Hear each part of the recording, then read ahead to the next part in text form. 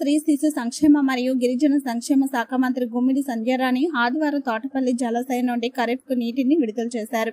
పార్వతీపురం మన్యం, విజయనగరం, శ్రీకాకుళం జిల్లాలోనే దాదాపు 17 మండలాల్లోని చిన్న నీటిపారుదల ట్యాంకులను నింపడానికి నీటిని విడుదల చేశారు. ఇదే ప్రాజెక్టు కింద చివరి ఆయకట్టు వరకు నీటి నిర్వహణకు సహాయపడుతుంది. ఈ రిజర్వాయర్ ను 131,221 ఎకరాల ఆయకట్టును అందించడానికి యోచించగా ఇప్పటి వరకు 84,033 ఎకరాల ఆయకట్టుకు అందించగలిగారు. పార్వతీపురం మన్యం జిల్లాలో 13,684 ఎకరాలకు గాను 5,238 ఎకరాలకు, విజయనగరం జిల్లాలో 78,563 ఎకరాలకు గాను 55,443 ఎకరాలకు, శ్రీకాకుళం జిల్లాలో 38,974 ఎకరాలకు గాను 23,351 ఎకరాలకు సాగునీరు అందిస్తుంది. 2024 ఖరీఫ్ సమయంలో విజయనగరం జిల్లాలో మొత్తం 40,440 ఎకరాలకు, కాలువల కింద 13,133 ఎకరాల ఆయకట్టుకు, చెరువుల ద్వారా పార్వతీపురం మన్యం జిల్లాలో 3,754 ఎకరాలు కాలువలు, 2,269 ఎకరాల ఆయకట్టు చెరువుల క్రింద, శ్రీకాకుళం జిల్లాలో 14,415 ఎకరాలు కాలువలు, 5,372 ఎకరాల ఆయకట్టుకు కాలువలు ద్వారా సాగునీరు అందించడం జరుగుతుంది. పాత ప్రధాన ఎడమ కాలువ, ఎల్ఎంసి, ప్రధాన కుడి కాలువ, ఆర్ఎంసి మరియు ఓపెన్ హెడ్ ఛానల్స్ కింద 64,000 ఎకరాల ఆయకట్టు స్థిరీకరణ జరిగింది.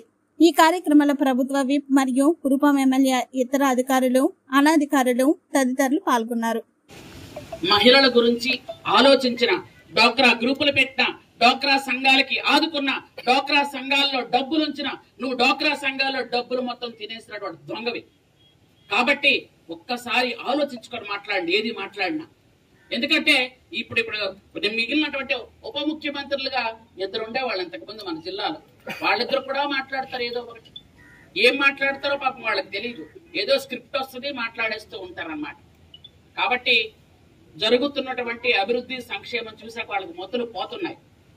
మా నియోజకవర్గంలో 100 రోజుల్లో 100 రోడ్లు వేసి 130 కోట్లతో అభివృద్ధి జరిగింది సాలూరు నియోజకవర్గంలో.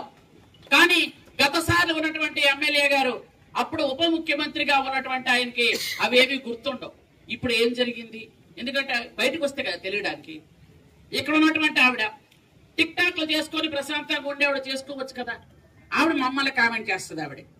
ఎందుకంటే అభివృద్ధి సంక్షేమం పని అనేది చంద్రబాబు నాయుడు గారిని చూసి నేర్చుకోండి. ఎందుకంటే మీకెప్పుడు దాచుకోవడం, దోచుకోవడం, దాక్కోవడం అదే మీకు తెలుసు. అభివృద్ధి సంక్షేమం, అభివృద్ధి పరుగులు అంటే ఏంటో చంద్రబాబు నాయుడు గారిని చూసి నేర్చుకోవాలి. ఈ రోజు యువ నాయకులు లోకేష్ బాబు గారు కూడా విద్యా విధానంలో పెను మార్పులు తీసుకొచ్చారు.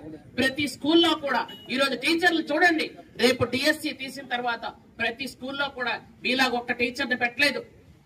పాప ఎంతో ఉత్సాహంతో డాన్స్ చేసి కళ్ళు తిరిగి పడిపోతే వదిలేసి వెళ్ళిపోయారు. అట్లాంటి వాళ్ళు మీరు మా గురించి మాట్లాడతారా? మీకు అసలు మానవత్వం ఉందా? సిగ్గనేది ఉందా? కరెక్టేలే. ఎందుకనంటే తల్లి చెల్లినే బయటికి గంటేసినోడికి ఇవన్నీ తెలుస్తాయా? చిన్నాన్నే చంపించినోడికి ఇవన్నీ తెలుస్తాయా అంటున్నాను నేను.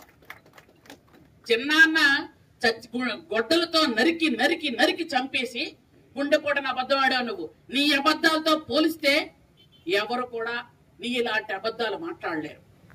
మీరేమో ఈరోజు వచ్చి ఒక మీటింగ్ పెట్టి నీతులు చెప్తున్నారు.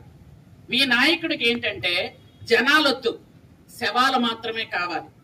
జనాలను చూసి మనం నవ్వుకుంటూ వెళ్తాం, పలకరించుకుంటూ వెళ్తాం, దండం పెట్టుకుంటూ వెళ్తాం. ఆయన వచ్చాడంటే శవం కనబడితేనే నవ్వుతాడు, లేకపోతే నవ్వడు. మరి అందుకే మొన్న వచ్చినప్పుడు పాపం పరామర్శకు వచ్చినప్పుడు అందరూ వచ్చి పాపం ఏదో వాళ్ళ లీడర్ చాలా కాలం తర్వాత ఆ గోషా నుండి బయటకు వచ్చాడు, ఆ కొంప నుండి బయటకు వచ్చాడు అని అందరూ సరదాగా వెళ్ళారు. వీళ్ళందరూ నవ్వుకుంటూ బొకేలు ఇచ్చి దండం పెడితే ఆయనకు నచ్చలే. అప్పుడు కారు మీద నుంచి ఒక మనిషి ఎక్కించేసి 2 మనుషులను చంపాక ప్రశాంతంగా నవ్వుకున్నాడు. అలాంటి సైకోలు మీరు మాకు చెప్తారా? కాబట్టి పరిపాలన అంటే ఏంటో, అభివృద్ధి అంటే ఏంటో, సంక్షేమం అంటే ఏంటో చంద్రబాబు నాయుడు గారిని చూసి నేర్చుకోమని మరొకసారి మీ అందరూ కూడా నేను తెలియజేస్తున్నాను. వాళ్ళు ఏంటంటే నోరు ఉంది కదా అని ఇష్టం వచ్చినట్టు మాట్లాడకండి. సంక్షేమం అభివృద్ధి ఎలా జరుగుతుందో చూసి మాట్లాడండి. గత 5 ఏళ్లుగా టీచర్ పోస్టుల గురించి కానీ టీచర్ల గురించి కానీ పట్టించుకొని మీరు చంద్రబాబు నాయుడు గారు ఇప్పటికే 12 సార్లు డిఎస్సి తీసి టీచర్ పోస్టులను ఒక పారదర్శకంగా ఇచ్చినటువంటి మహానుభావుడు ఆయన.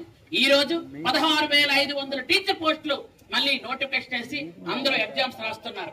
ఇలాంటి సమయంలో మీరు పోసినటువంటి కోతలు ప్రజలు నమ్మడానికి రెడీగా లేరు. కాబట్టి గ్రామాల్లో మనం కూడా ఇలాంటి అబద్ధాల వాళ్ళు